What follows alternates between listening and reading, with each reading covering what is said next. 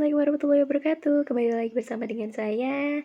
Di sini saya akan melanjutkan materi pembelajaran kita berkaitan dengan international trade atau perdagangan internasional. Nah, kalau kita review kembali materi kita berkaitan dengan hal ini, pada minggu lalu kita sudah mempelajari mengenai konsep dasar dari perdagangan internasional. Nah, di mana untuk pengertian dari perdagangan internasional sendiri, itu merupakan sebuah perdagangan yang dilakukan oleh penduduk suatu negara dengan penduduk negara lain atas dasar kesepakatan bersama. Jadi kalau misalkan kita mau melakukan perdagangan seperti itu antar negara, itu harus ada kesepakatan yang disepakati oleh negara yang bersangkutan, seperti itu. Lalu pada pertemuan minggu lalu pun juga saya sudah menjelaskan materi mengenai manfaat menjalin perdagangan internasional, di mana manfaatnya yakni sebagai upaya untuk menumbuhkan persahabatan antar negara. Jadi kalau misalkan antar negara itu sudah melakukan perdagangan, nanti juga ketika sudah ada kesepakatan yang disepakati, maka kerjasama antar negara pun juga akan semakin erat, dan dari situ akan meningkatkan pertumbuhan atau akan mempererat persahabatan antar negara. Kemudian manfaat yang lainnya adalah untuk meningkatkan teknologi dan ilmu pengetahuan, jadi sebagai upaya untuk sharing ilmu pengetahuan dan juga teknologi. Lalu sebagai upaya untuk memperluas lapangan kerja, otomatis dong kalau misalkan untuk perdagangan internasional kita logikain aja sih, kalau untuk kasus memperluas lapangan kerja kan kita bisa menyalurkan tenaga kerja ke luar negeri, seperti itu contohnya. Kemudian dari perdagangan internasional kita juga bisa memenuhi kebutuhan tiap negara, tidak terkecuali kebutuhan dalam negeri, seperti misalkan ada pasokan atau komoditas-komoditas tertentu yang memang di dalam negeri itu harus dicukupi. Jadi kita membutuhkan bantuan dari negara lain, membutuhkan suplai dari negara lain untuk mencukupi kebutuhan dalam negerinya, seperti itu. Lalu manfaat yang lainnya adalah untuk mendorong kegiatan produksi secara maksimal. Nah, itu untuk manfaatnya. Kemudian untuk faktor pendorong perdagangan internasional, masih ingat kemarin berkaitan dengan faktor pendorong perdagangan internasional? Oke, kita ulas lebih lanjut. Di sini sudah disebutkan kalau faktor pendorong perdagangan internasional yang pertama itu bisa menghemat biaya produksi jadi lebih efisien. Lalu faktor pendorong perdagangan yang lainnya adalah karena adanya perbedaan selera masyarakat. Selera masyarakat yang satu dengan yang lainnya itu beda-beda, seperti itu. Lalu karena adanya perbedaan sumber daya tiap negara. Misalkan di negara A punya komoditas pertanian, di negara B lebih cenderung komoditas peternakan. Mereka bisa melakukan tukar menukar komoditas untuk mencukupi kebutuhan antara yang satu dengan negara yang lainnya, seperti itu. Lalu keinginan untuk memperkuat kerjasama antar negara, sebagaimana yang telah saya sebutkan tadi. Lalu faktor pendorong yang lainnya yakni karena kelebihan produk dalam negeri. Jadi produksinya banyak tapi tidak disalurkan dengan baik, kan nggak percuma, kan buang-buang nanti. Jadi harus bisa menyalurkan produk yang telah dihasilkan tersebut dengan cara apa? Salah satunya yakni dengan cara melakukan perdagangan internasional, seperti itu. Jadi kelebihan produksi dalam negeri itu bisa diminimalisir. Lalu faktor penghambat perdagangan internasional. Nah, kalau untuk faktor penghambat perdagangan internasional, kita tidak bisa memungkiri kalau yang namanya perdagangan itu pasti juga memiliki penghambat kan, apalagi dalam ranah internasional. Seperti misalkan adanya konflik di suatu negara. Itu juga menjadi salah satu penghambat sih. Lalu perbedaan mata uang dan nilai tukar. Terus perbedaan kualitas sumber daya tiap negara. Lanjut karena terdapat organisasi ekonomi regional, dan juga pembayaran antar negara yang sulit dan beresiko. Itu merupakan faktor-faktor penghambat perdagangan internasional. Oke, itu review materi pada pembelajaran minggu lalu. Lalu untuk selanjutnya, kita mempelajari lebih lanjut berkaitan dengan teori perdagangan internasional. Nah, untuk teori perdagangan internasional ini sendiri pun juga merupakan sebuah acuan yang memang digunakan bagi perkembangan perdagangan secara internasional ya. Dimana kalau kita flashback pada zaman-zaman dahulu, kita awali dengan teori dari kaum merkantilisme ini. Nah, kalau untuk teori atau pandangan kaum merkantilisme ini, di mana perdagangan internasional itu ada sangkut pautnya mengenai logam mulia. Logam mulia di sini bisa emas, bisa perak dan lain sebagainya. Itu. Dimana kalau untuk kaum merkantilisme ini, teori merkantilisme ini disebut juga sebagai merkan kapitalis atau kapitalisme pedagang. Dimana kalau untuk pengertian lebih luasnya itu upaya untuk mensejahterakan salah satu kaum gitu loh. Salah satunya di sini adalah seorang pedagang, seperti itu. Jadi kalau untuk teori merkantilisme ini pun juga merupakan sebuah teori yang mendukung adanya monopoli yang dilakukan oleh salah satu pihak seperti itu untuk memperoleh keuntungan yang berlebih seperti itu. Lalu teori merkantilisme ini sendiri pun juga dipelopori oleh Jean-Baptiste Colbert, di mana Jean-Baptiste Colbert ini merupakan Menteri Utama Ekonomi dan Keuangan dari Prancis di zaman Raja Louis ke-14. Sebenarnya kalau untuk teori merkantilisme ini sendiri pun juga ada dua tokoh utama yang berpengaruh sih. Yang pertama yakni Jean-Baptiste Colbert sama Thomas More.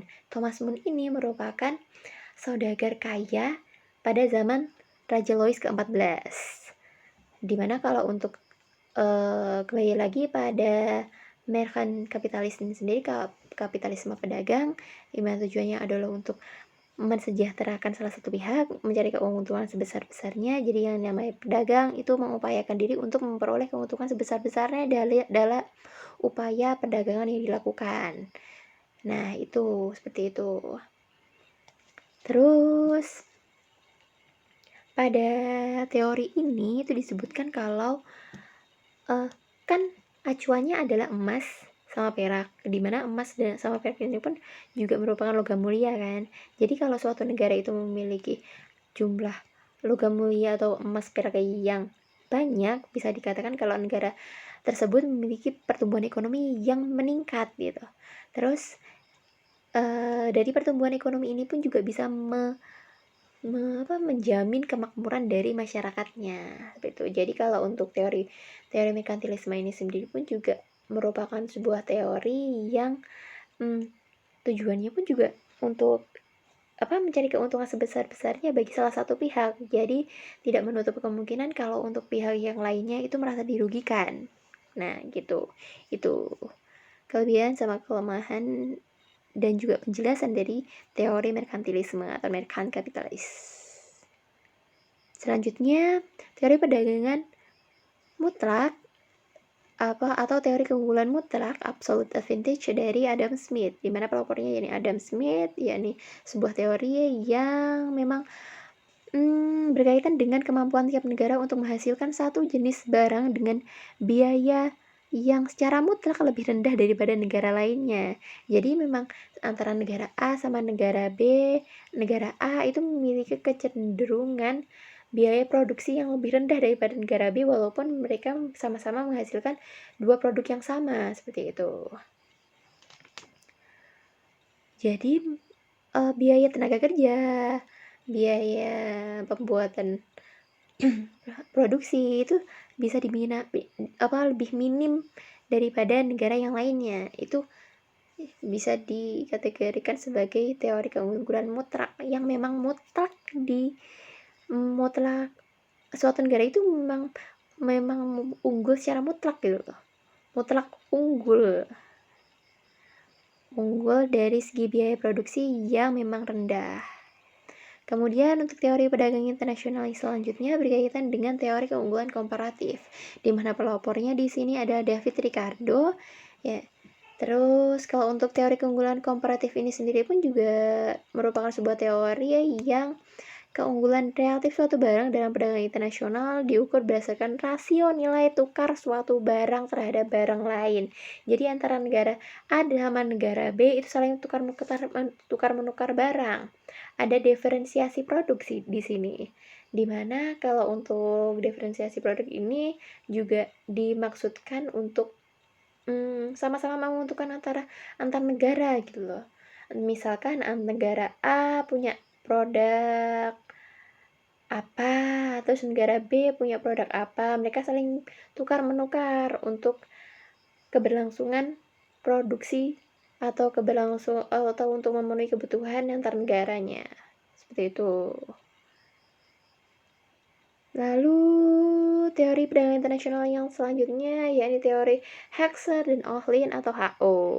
Dalam teori Hexer dan Ohlin ini itu disebutkan kalau yang namanya perdagangan internasional itu bisa menguntungkan salah satu pihak atau memiliki keunggulan komparatif, yaitu keunggulan di bidang teknologi dan juga produksi. Jadi kalau misalkan suatu negara tersebut memiliki keunggulan di bidang faktor-faktor produksi atau faktor endowment dan juga faktor-faktor intensity atau faktor-faktor yang berkaitan dengan teknologi, ketika suatu negara tersebut punya dua faktor tersebut, secara otomatis mereka bisa memproduksi barang dan jasa yang bisa meningkatkan produksi mereka, meningkatkan produktivitas mereka.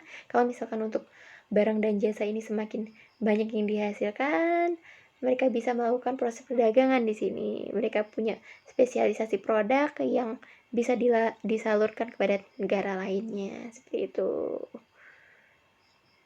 Nah, oke, kalau misalkan nanti ada pertanyaan, silakan ditanyakan di grup, ditanyakan kepada saya. Kalau memang ada beberapa materi yang memang belum dipahami secara jelas. Lalu kalau untuk kemudian kebijakan perdagangan internasional berkaitan dengan tarif, ada tarif, kuota, larangan ekspor dan impor, subsidi, premi, devaluasi, diskriminasi harga, bahkan sampai dumping. Kemudian kita ulas satu persatu tarif. Kebijakan perdagangan internasional berkaitan dengan tarif. Tarif ini merupakan suatu pungutan yang dibebankan pada barang-barang yang diekspor dan diimpor. Kebijakan tarif terdiri atas bea ekspor, bea transito, dan bea impor. Jadi pungutan yang dibebankan kepada barang-barang yang diekspor maupun diimpor. Terus apa ya? Jadi baik kita melakukan ekspor maupun kita melakukan impor itu ada tarifnya. Seperti itu. Terus ada kuota. Kuota ini merupakan sebuah kebijakan membatasi jumlah maksimum barang yang diekspor ataupun diimpor. Jadi ada pembatasan di sini.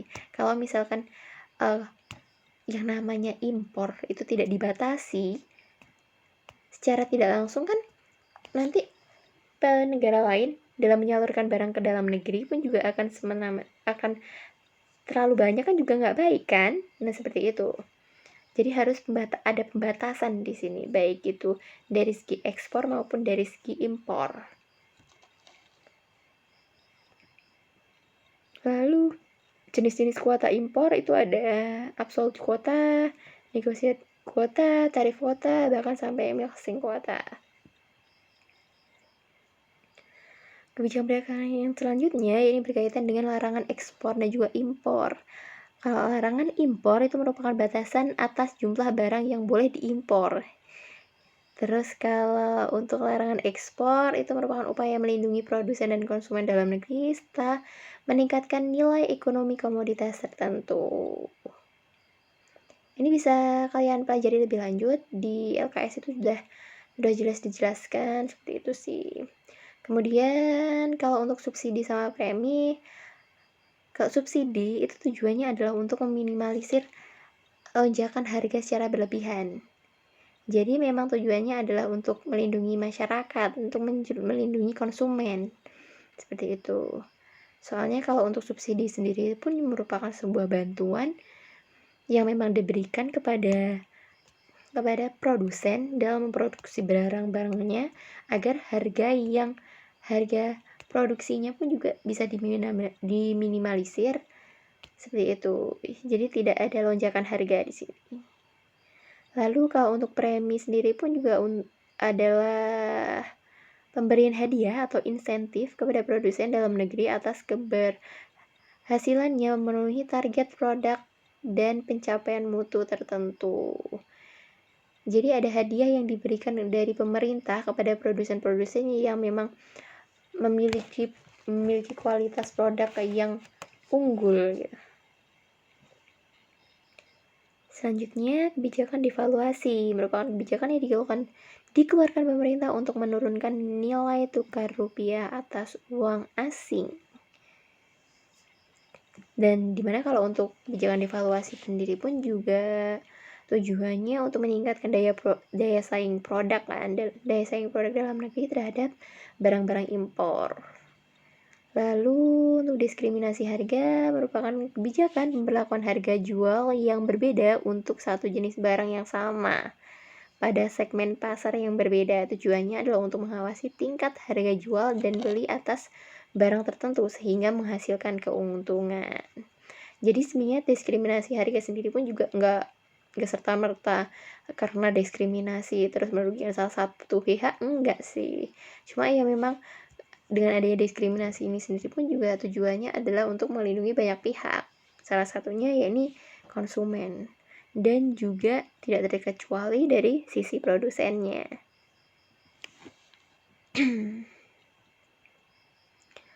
Kemudian untuk kebijakan perdagangan internasional selanjutnya yakni dumping. Kalau untuk kebijakan dumping sendiri pun juga ada perbandingan harga jual di sini. Merupakan kebijakan diskriminasi harga dengan menjual barang ke luar negeri pada tingkat harga lebih rendah dibandingkan di pasar dalam negeri. Seperti itu untuk dumping. Terus tujuan kebijakan perdagangan internasional yakni mengendalikan ekspor, meningkatkan pertumbuhan ekonomi, menyehatkan neraca pembayaran sampai pada memperluas lapangan kerja. Oke. Otomatis kalau misalkan untuk tujuan kebijakan perdagangan internasional sendiri pun juga yang pertama mengendalikan ekspor sama impor. Jadi kalau untuk ekspor sama impor itu harus ada kuotanya.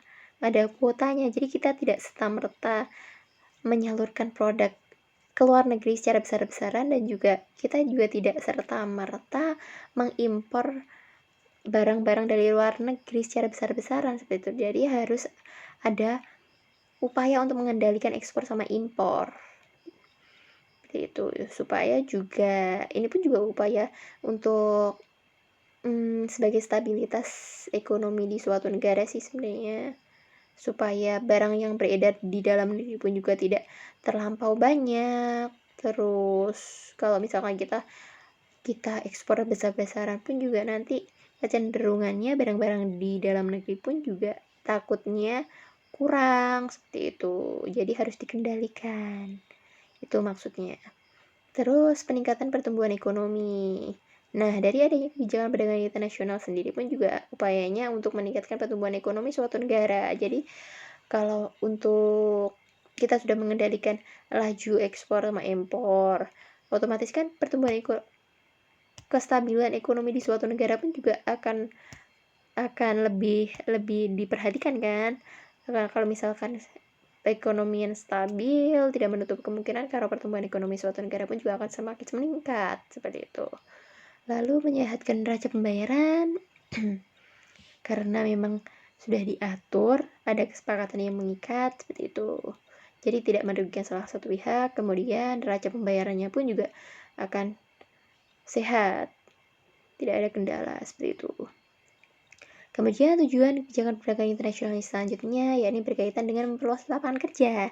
Jadi kalau untuk ketika kita menjalin kerjasama secara internasional, secara tidak langsung pun juga kita akan meningkatkan jumlah produksi dalam negeri. Kalau misalkan jumlah produksi dalam negeri ini semakin meningkat, kebutuhan akan tenaga kerja pun juga akan semakin meningkat kan. Nah, dari situ jumlah lapangan pekerjaan pun juga akan semakin meningkat, pengangguran bisa dikurangi. Nah, itu tujuan dari kebijakan perdagangan internasional. Kemudian untuk case study-nya bisa kalian pelajari lebih lanjut. Gitu. Oke, begitu penjelasan materi dari saya. Kalau misalkan ada pertanyaan silakan ditanyakan kepada saya. Ada kurang yang lebihnya saya mohon maaf. Sekian dari saya. Wassalamualaikum warahmatullahi wabarakatuh. See you.